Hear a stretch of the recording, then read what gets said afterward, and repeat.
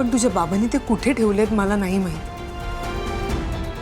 कुठेतरी ठेवलेत त्यांनी किंवा कुठेतरी गुंतवलेत किंवा बँकेत भरलेत, नाही माहित मला पिहू. पण ते पैसे आपल्याला मिळणं फार गरजेचे आहेत, तरच आपल्याला हॉस्पिटलचं बिल भरता येईल आणि वकिलांना घरी येण्याची गरज पडणार नाही. आई पण काकू त्यांना घरी बोलवण्यासाठी मागेच लागले. तेच तर पिहू, जर सगळ्यांना कळलं ना की सगळ्यांच्या अपरोक्ष तुझ्या बाबांनी ती नाशिकची जमीन विकून टाकली आहे, तर संपलं सगळं.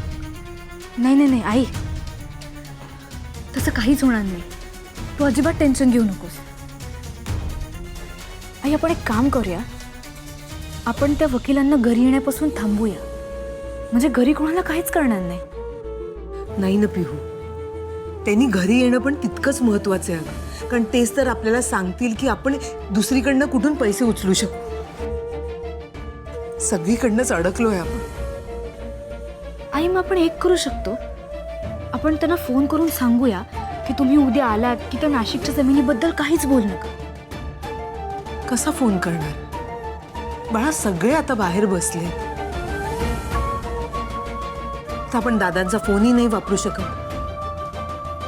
मग ठीक आहे, तरी टेन्शन नाही. मी एक काम करते, रात्री सगळ्यांची जेवणं झाली आणि सगळे आपापल्या रूम्समध्ये गेले की मी त्यांना फोन करून सगळं सांगते, मग तर झालं. नाही पिहू, तुला उगीच कोणीतरी बघितलं किंवा तुझं बोलणं ऐकलं तर नाही, मला भीती वाटते. आई आई तसं काहीच होणार नाही. मी रात्री उशिरा फोन करते, म्हणजे कोणालाच कळणार नाही, आणि अगदी सावधपणे फोन करेन मी. ठीक आहे आई, सगळं ठीक होईल. तू अजिबात टेन्शन घेऊ नकोस. पैसेही मॅनेज होतील, बाबाही घरी येतील आणि घरी कोणाला काहीच कळणार नाही.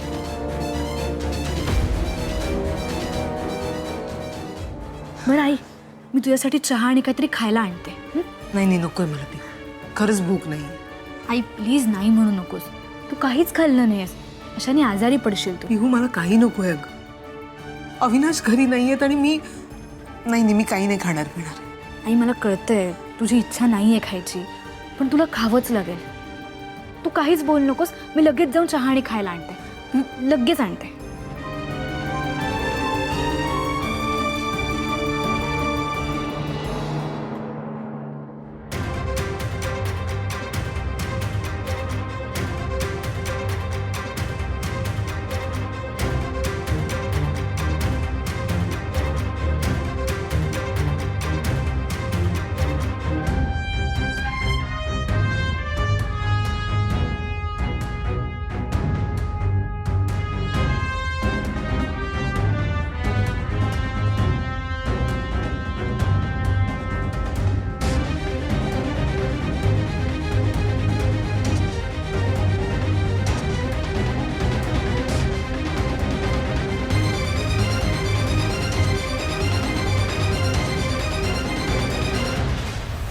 पिहू,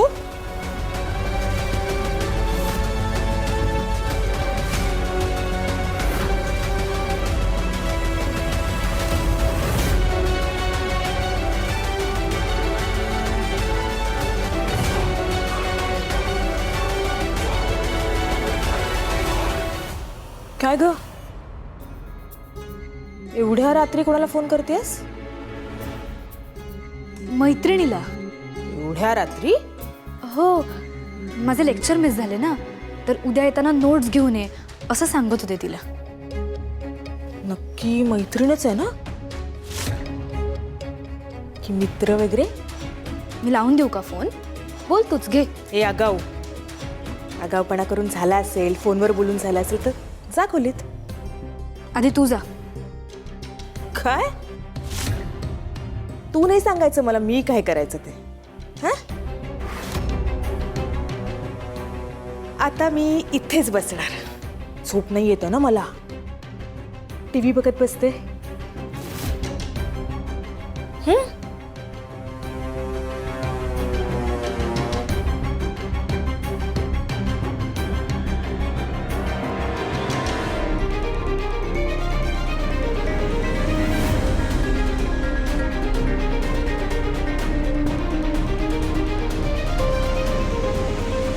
वकील काकांना फोन करताच आला नाही.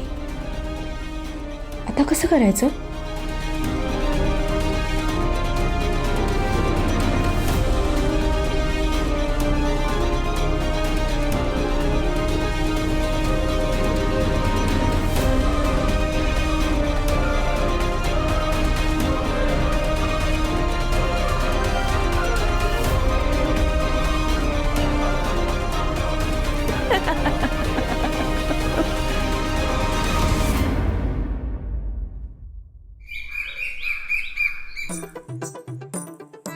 काय कटकट आहे ही. एवढ्या लोकांचा नाश्ता मला करायचा आहे.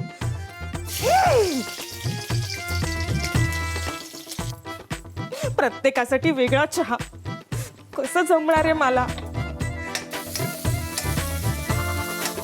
हेच टाकतात ना.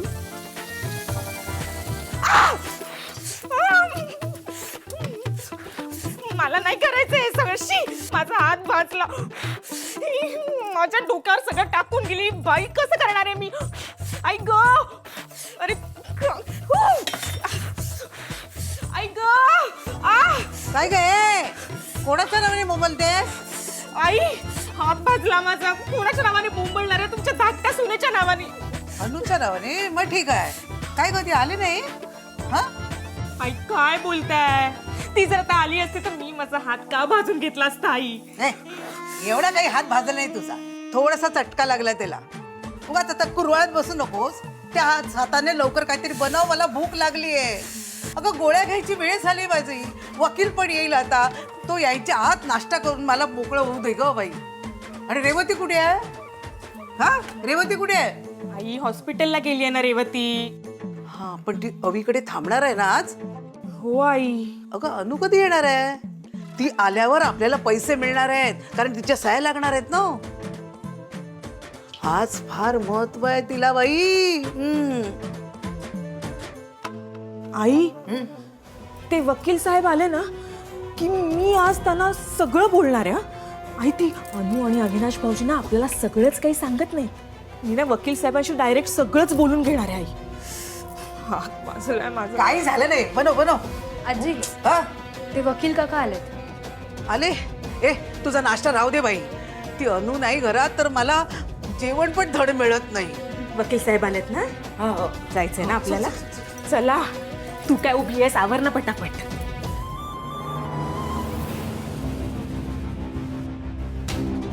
वकील काका तर लवकर घरी आलेत. आता कसं करायचं? आई पण अजून घरी आली नाहीये. त्या आधीच जर वकील काकांनी सगळं घरच्यांना सांगून टाकलं तर?